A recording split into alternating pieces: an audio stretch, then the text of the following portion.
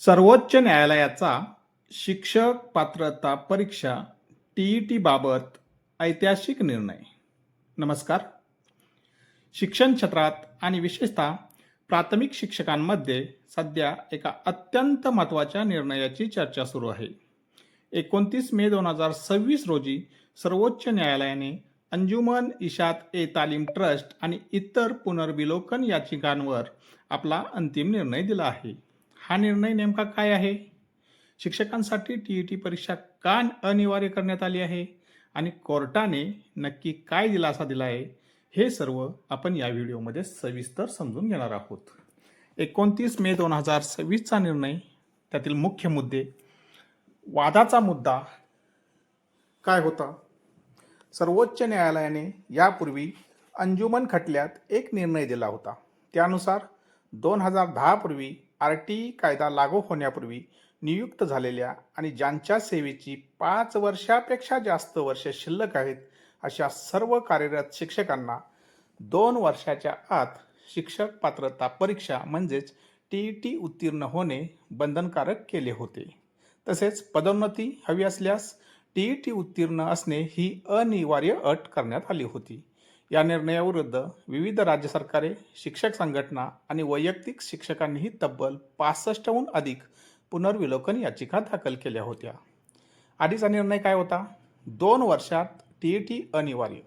शिक्षकांचा आक्षेप, हा नियम जुन्या शिक्षकांना लागू करू नये. शिक्षकांचे आक्षेप आणि युक्तिवाद. शिक्षकांच्या वतीने देशातील नामांकित कायदेतज्ञांनी कोर्टात मुख्यत्वे 3 युक्तिवाद केले. नियम पूर्वलक्षी प्रभावाने लागू करू नये. शिक्षकांचे म्हणणे होते, त्यांची नियुक्ती 2010 पूर्वीच्या तत्कालीन सेवा नियमानुसार वैध झाली होती, त्यामुळे आता अचानक नवीन अट लादणे अन्यायकारक आहे. NCTEच्या जुन्या सूचना. 2010च्या NCTEच्या अधिसूचनेनुसार जुन्या शिक्षकांना यातून सूट देण्यात आली होती असा दावा करण्यात आला. नोकरी धोक्यात येण्याची भीती. लाखो शिक्षक अनुत्तीर्ण झाल्यास त्यांच्या नोकऱ्या जातील आणि यामुळे शालेय शिक्षण व्यवस्थेवर विपरीत परिणाम होईल, असे हे 3 मुद्दे होते. सर्वोच्च न्यायालयाचे स्पष्टीकरण आणि विश्लेषण. न्यायमूर्ती दीपांकर दत्ता यांनी हा सर्व युक्तिवाद फेटाळून लावला.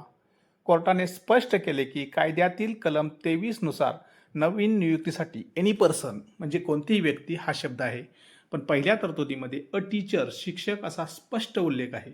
याचा अर्थ कायदा लागू झाला तेव्हा संसदेचा हा हेतू स्पष्ट होता की कार्यरत शिक्षकांना ही किमान पात्रता पूर्ण केली पाहिजे. कोर्टाने ठणकावून सांगितले की RTE हा बालकेंद्रित कायदा आहे.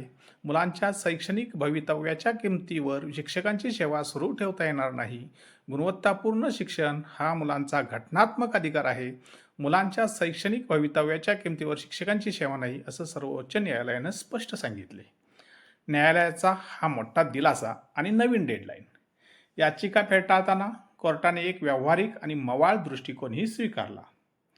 अचानक हजारो शिक्षकांना सेवेतून काढून टाकल्यास मुलांचे नुकसान होईल, हे लक्षात घेऊन कोर्टाने कलम 142 अंतर्गत आपल्या विशेष अधिकारांचा वापर केला.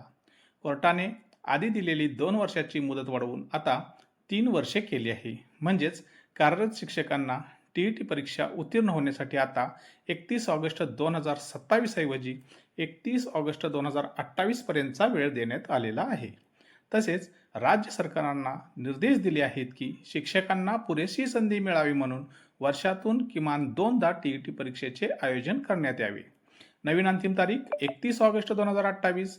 परीक्षा वर्षातून 2 वेळा घेण्याचे निर्देश. न्यायालयाच्या आदर्शाचा निष्कर्ष. शेवटी सर्वोच्च न्यायालयाने स्पष्ट शब्दात ताकीद दिली की यानंतर मुदतवाढीची कोणतीही विनंती मान्य केली जाणार नाही. हा अंतिम इशारा आहे. त्यामुळे आता सर्व संबंधित शिक्षकांना 31 ऑगस्ट 2028 पूर्वी TET उत्तीर्ण व्हावेच लागेल. हा निर्णय देशातील शिक्षणाचा दर्जा सुधारण्यासाठी अत्यंत महत्त्वाचा मानला जात आहे. तुम्हाला काय वाटतं? कोर्टाचा हा निर्णय योग्य आहे का? कमेंट करून नक्की सांगा. माहिती आवडल्यास व्हिडिओला लाईक, शेअर करा आणि नवीन असाल तर सबस्क्राईब करा. धन्यवाद.